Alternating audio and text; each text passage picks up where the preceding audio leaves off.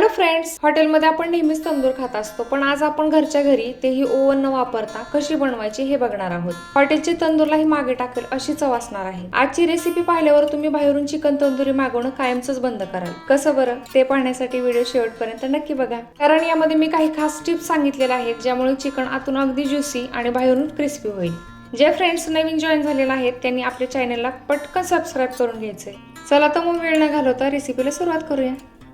सुरुवातीला आपण 1 किलो चिकनचे मोठे पीस करून घेणार आहोत।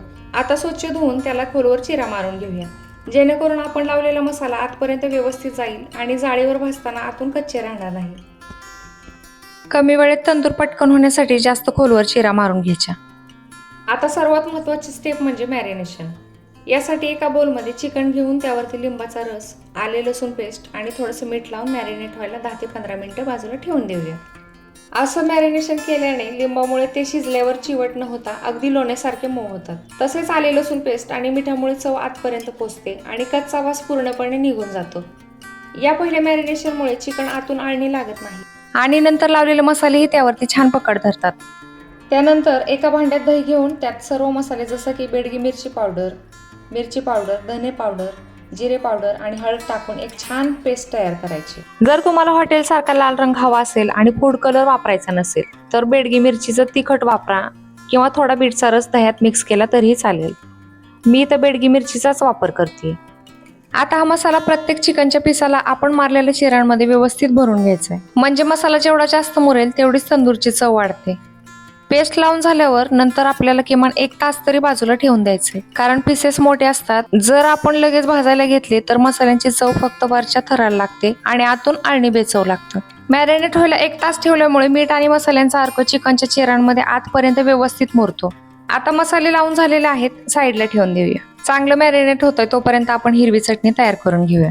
आता हिरवी चटणी बनवण्यासाठी मिक्सरच्या भांड्यात थोडीशी कोथिंबीर, पुदिना, लसूण, आले, हिरवी मिरची आणि सेंधव मीठ घालून बारीक वाटून घ्यायचे। यानंतर वाटलेल्या मिश्रणात दही घालून चमच्याच्या साहाय्याने चांगले एकजीव करून चटणी तयार करायची। चटणी तयार करून थोडा वेळ फ्रीजमध्ये ठेवून देऊया। असं केल्याने ती काळी पडणार नाही।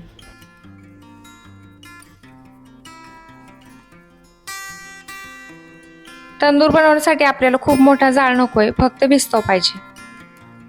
लाकडं जाळून एकदा छान विस्तव पडला की त्यावरती चिकन भाजायला घेणार आहोत।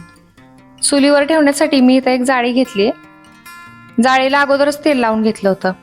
असं केल्याने चिकन खाली चिटकत नाही। आता मॅरिनेट केलेले पीसेस एक एक करून जाळीवर ठेवून घेते। लगेच पलटी करायची, गडबड करायची नाही। थोडासा मसाला भाजू द्यायचा आणि दर 2 ते 3 मिनिटांनी पलटी मारून त्यावरती बटर किंवा तेल लावायचे। यामुळे पीसेस आतमधून एकदम मऊ होतात आणि कोरडे पडत नाहीत।